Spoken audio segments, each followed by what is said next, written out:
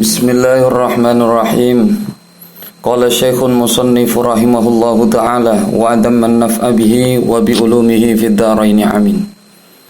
Di dalam pertemuan kali ini kita akan bersama-sama belajar mengenai tentang sebuah pasal di dalam kitab Safinatun Najah yang menjelaskan tentang syurutul qadwati, yaitu mengenai tentang syarat-syarat menjadi makmum atau dalam rangka pengikutan makmum kepada imam, yaitu terurai menjadi 11 syarat. Syurutul qadwati utawi pira-pira syarat dadi makmum iku ahada asyara ana 11. Ada 11 syarat. Ada 11 syarat menjadi makmum atau syarat-syarat pengikutan dalam bermakmum dalam sebuah sholat berjamaah. Yang pertama ialah alla ya'lama suci Arab ro. Alla ya'lama suci Arab ora weruh butlana sholati ing batale sholate imamihi imami makmum bihadasin sebab hadas ghairihi utawa liyane hadas. Yang pertama adalah hendaknya makmum tidak meyakini mengenai batal sholat imamnya yang disebabkan dengan adanya hadas ataupun selainnya. Sehingga dalam penjelasan syarat yang pertama, makmum akan dikatakan sah pengikutannya terhadap imam di dalam sholat berjamaah apabila makmum tidak mengetahui secara pasti tentang batalnya imam dalam sholat tersebut, baik batalnya tersebut dikarenakan sebuah hadas maupun yang lainnya. Contoh, ketika imamnya Dek Farel mengikuti sholat berjamaah, sholat duhur akan sholat, namun tetapi Dek Farel sebelumnya lupa kalau belum melakukan wudu, atau mungkin sudah wudu tetapi batal, tetapi tidak menyadari. Makmum pun juga tidak menyadari bahwa Farel dalam keadaan wudunya sudah batal. Sehingga selama makmum tidak mengetahui batalnya sholatnya imam, atau mungkin batalnya sholatnya imam karena hadas tadi, maka pengikutan makmum terhadap imam masih dikatakan sah. Yang kedua, wa alla ya'taqida lan arab ora nikotake, wa alla ya'taqida lan arab ora nikotake ing wujuba qada'iha ing wajibe ngodoni salat alaihi ing atase imami makmum. Syarat yang kedua adalah syarat sahnya sebagai seorang makmum terhadap imam adalah makmum tidak meyakini bahwasanya imam masih memiliki kewajiban mengqadha salat di dalam salatnya itu.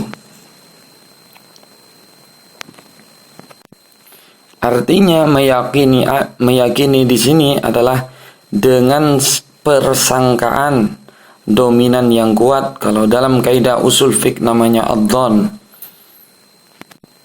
Maksudnya adalah maka tidak sah pengikutan makmum kepada orang yang wajib baginya masih mengulang sholat, seperti orang yang bertayamum karena kondisi yang dingin, atau bermakmum kepada orang yang bermukim yang bertayamum di tempat yang biasanya di sana terdapat air, atau mungkin bermakmum kepada orang yang sulit atau dalam kesulitan dalam mencari alat bersuci, baik dengan menggunakan air maupun dengan debu.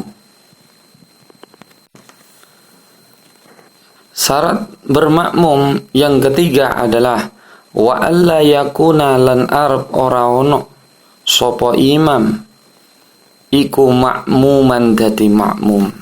Artinya syarat yang bermakmum yang ketiga adalah imam tidak berstatus sebagai makmum. Artinya selama dirinya sebagai orang yang mengikut atau orang yang bermakmum kepada orang lain yang dijadikan imamnya, maka fala yasihhu, tidak sah, iktidauhu bimuqtadin, tidak sah pengikutan makmum kepada orang yang mengikuti atau ya orang yang makmum lainnya, li'annahu, karena sesungguhnya makmum tersebut tabi'un li ghairihi, yaitu pengikut kepada orang lain atau yang dijadikan imamnya, yalhaquhu sahwuhu, yang ditanggung oleh imam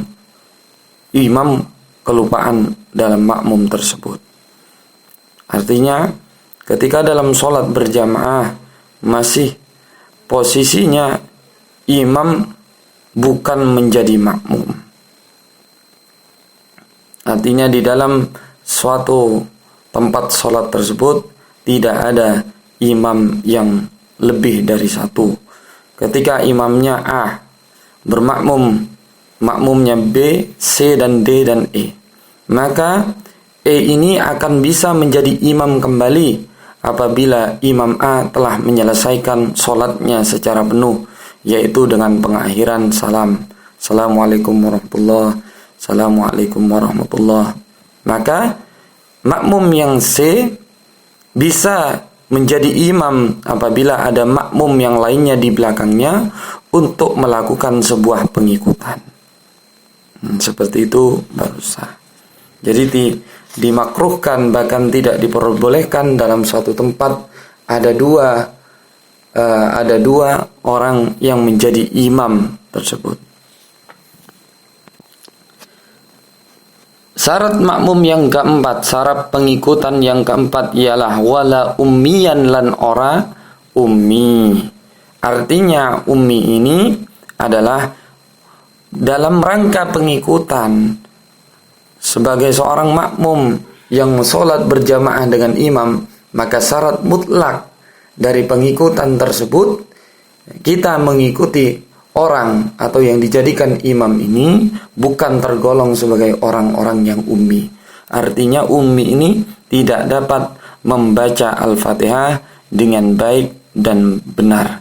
Maka fala yasihhu, maka tidak sah iktidauhu, pengikutan kita atau pengikutan makmum kepada imam, bihi, kepada imam yang ummi. Tidak sah pengikutan makmum kepada imam yang ummi.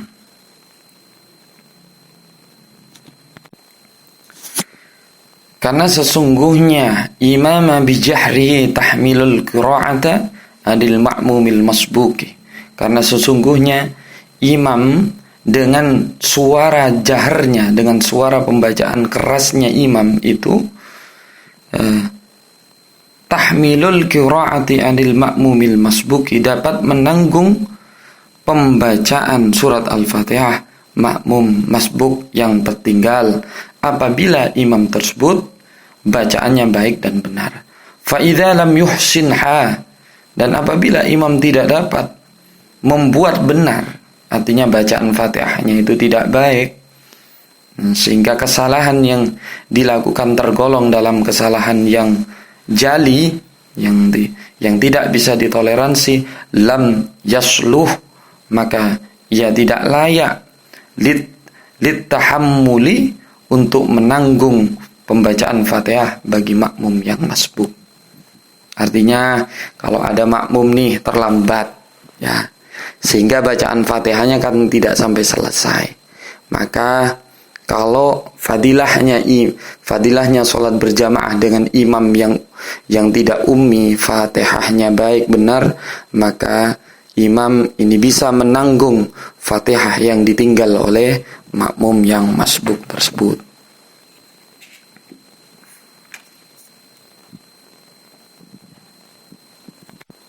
Syarat yang kelima, wa alla yataqaddama, lan arab ora tingini makmum sapa makmum alaihi ngatasi iman fil mauqifi ing dalem panggonane ngadeg Syarat bermakmum yang kelima adalah posisi dari makmum tidak lebih maju, yaitu posisi tempat berdirinya terhadap atau daripada posisi berdiri imamnya. Jadi tidak boleh posisi makmum itu jauh lebih maju dibandingkan posisi imamnya ketika dalam keadaan berdiri.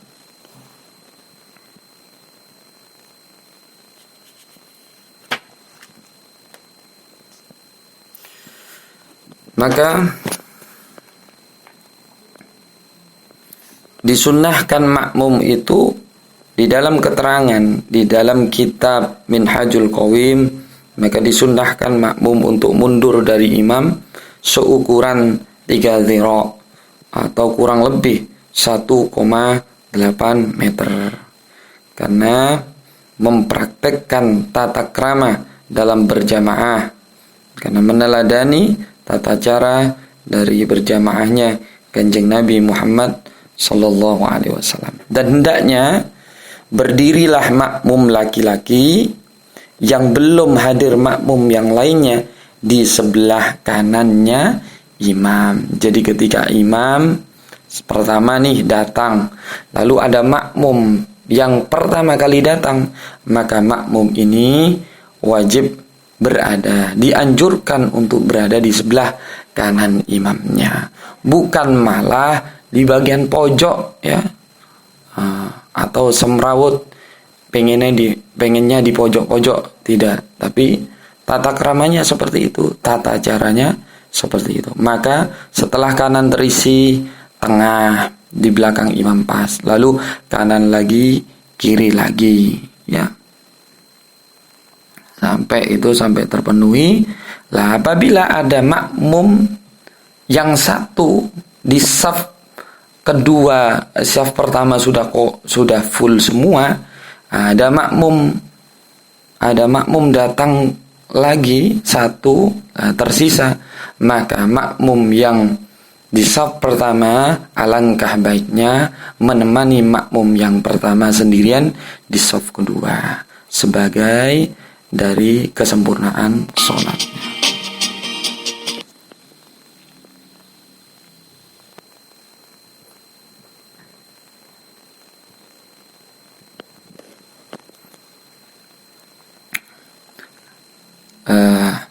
Atau mungkin ada kasus lagi, ketika imamnya satu, makmumnya hanya satu, maka posisi makmum itu lebih sedikit di belakang posisi imam, tidak terlalu jauh ya. Tetapi kalau ada makmum lagi, maka langkahnya adalah makmum yang pertama tadi mundur ya, mundur agar supaya mencukupi layaknya orang berjamaah yang lebih dari satu makmum itu. Atau cara yang kedua, bisa imamnya melangkah maju ke depan satu langkah mungkin, agar supaya mencukupi makmum yang pertama dan kedua ataupun selanjutnya untuk melakukan gerakan sholat yang lebih leluasa. Artinya sujudnya bisa apabila imamnya itu mempunyai kebebasan dalam melangkah ke depan. Ya, kalau seumpama di depan sudah tembok, ya berarti makmumnya yang mundur ke belakang. Apabila kita bisa menggambarkan bagaimana gambaran saf sholat berjamaah dengan laki-laki dan perempuan, jikalau datang seorang laki-laki, apabila dikatakan seorang maka laki-laki hanya satu, seorang laki-laki dan seorang wanita, maka posisi laki-laki berdiri di sebelah kanan imam dan wanita berdiri di belakang laki-laki. Ini kalau posisinya wanita hanya satu ya, laki-lakinya juga satu makmumnya. Atau datang dua orang laki-laki dan seorang wanita, maka kedua orang laki-laki berbaris di belakang imam dan wanita berbaris di belakang dua laki-laki. Atau dalam kondisi yang ketiga seperti ini, datang seorang laki-laki, seorang wanita, dan seorang yang khunsa. Khunsa ini orang yang berkelaminan ganda. Maka laki-laki berdiri di sebelah kanan imam, khunsa berdiri di belakang imam dan laki-laki, sementara wanita berdiri di belakang khunsa.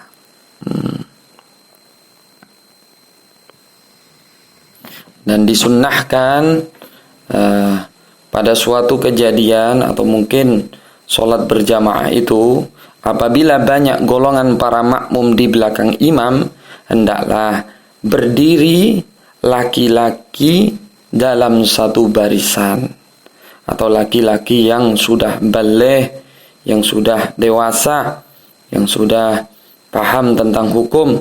Maka kemudian para bocah laki-laki pada barisan kedua berikutnya, setelah sempurna barisan para laki-laki yang dewasa tadi.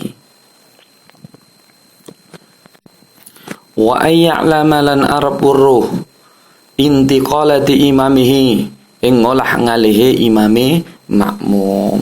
Syarat bermakmum yang keenam ialah mengetahui.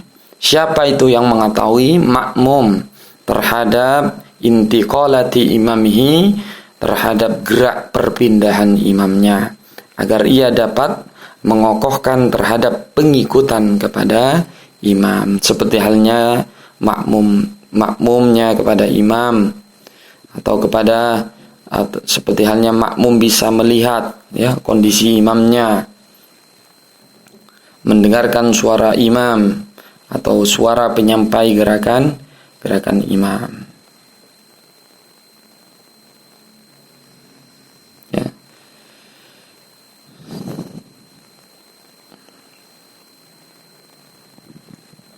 Selanjutnya, wa ayyajtami'a fi masjidin, yaitu wa ayyajtami'a, syarat yang ketujuh, wa ayyajtami'a lan arab kumpul karone sapa imam lan makmum fi masjidin ing dalem masjid suci. Au utawa fi salasimi'ati dira'in ing dalem 300 dhira' takriban ing dalem kira-kirane. Syarat bermakmum yang ketujuh ialah imam dan makmum berkumpul di dalam masjid tersebut atau satu tempat sholat. Jadi ketika makmumnya itu harus berada dalam satu lokasi sholat dengan imam. Bagaimana ketika ada kasus seumpama di dalam ruangan tersebut syarat-syaratnya bagaimana?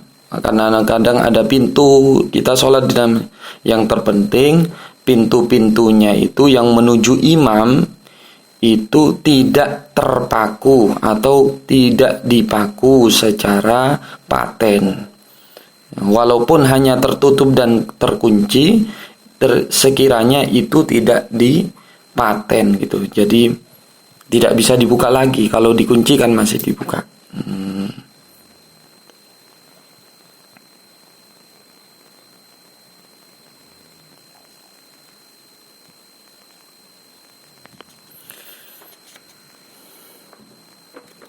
Terus selanjutnya 300 dirok itu sekitar kalau satu diroknya mungkin kisaran 1,8 meter, sehingga 300 dirok itu sekitar 3 diroknya 1,8 ya, 1,8 berarti satu diroknya 0,6 meter, sehingga 300 dirok sekitar 183,6 meter. Itu ukuran perkiraan makmum bisa berkumpul dengan imamnya. Yang syarat yang ke-8, wa ayyan wiya lan arab niat sapa makmum al qudwata ing anut awil jama'ata utawa niat berjamaah. Yang kesyarat ke-8, makmum berniat melakukan pengikutan, seperti dia mengucapkan jama'atan, artinya secara berjamaah, saya niat berjamaah, atau dia mengucapkan mu'timman sebagai orang yang berimam, atau dia mengucapkan makmuman sebagai makmum. Jadi ada lafaz atau sigat seperti itu. Wa ayyatawafaqa, selanjutnya wa ayyatawafaqa, wa aylan Arab bersesuaian, ya. Apa natma salati ma jelun terungi salate imam lan makmum, ya. Yang kesembilan adalah berkesesuaian susunan salat imam dan makmum. Itu syarat pengikutan menjadi makmum terhadap imam di dalam salat berjamaah.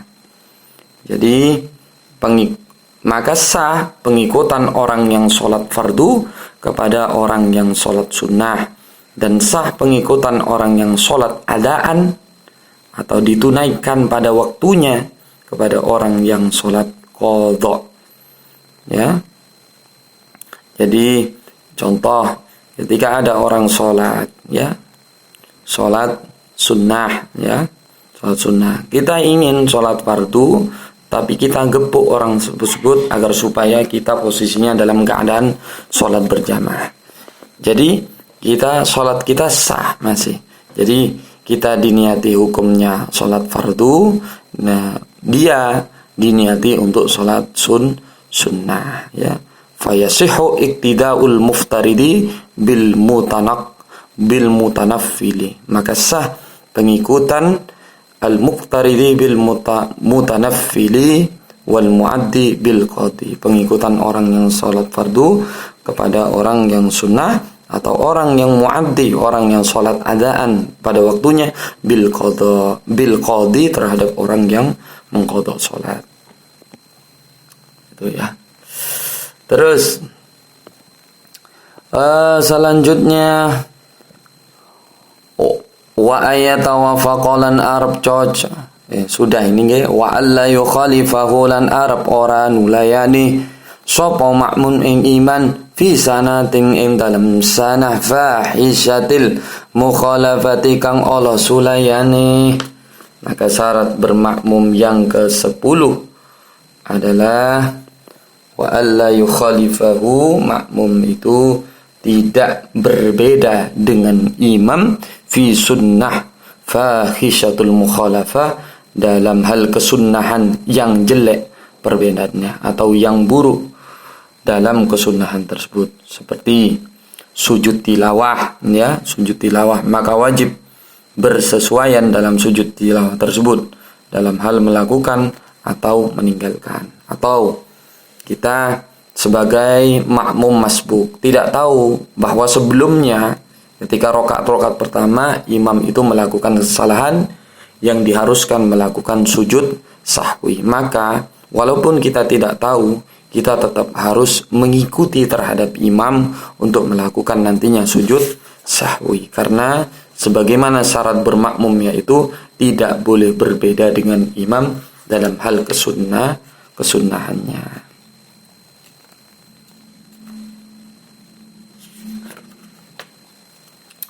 Terus yang terakhir, wa ayyutabi'u lan arab manut sapa makmum ing iman, lan arab manut sapa makmum ing iman. Syarat bermakmum yang ke-11 ialah makmum itu harus mengikuti imam. Artinya dengan ia mengakhirkan takbiratul ihramnya dari keseluruhan takbiratul ihram imamnya. Jadi tidak boleh makmum itu mendahului imam dengan dua rukun fi'li, yaitu rukun yang berbentuk perbuatan. Contohnya, ya, mendahului imamnya masih dalam keadaan berdiri, ternyata makmumnya sudah iktidal. Berarti berapa rukun yang sudah ditinggalkan atau yang sudah didahului? Dua, yaitu rukun ruku yang berbentuk fi'liyah dan rukun iktidal yang berbentuk fi'liyah dalam keadaan sengaja, atau makmum juga tidak boleh terlambat dari imamnya dengan 2 rukun fi'liyah dengan tanpa udzur, ya. Jadi imamnya sudah iktidal, bahkan mau menuju sujud, makmumnya masih ngadeg, masih berdiri, masih posisinya membaca Fatihah. Ini alangkah baiknya kita harus mengikuti imam, tidak boleh melebihi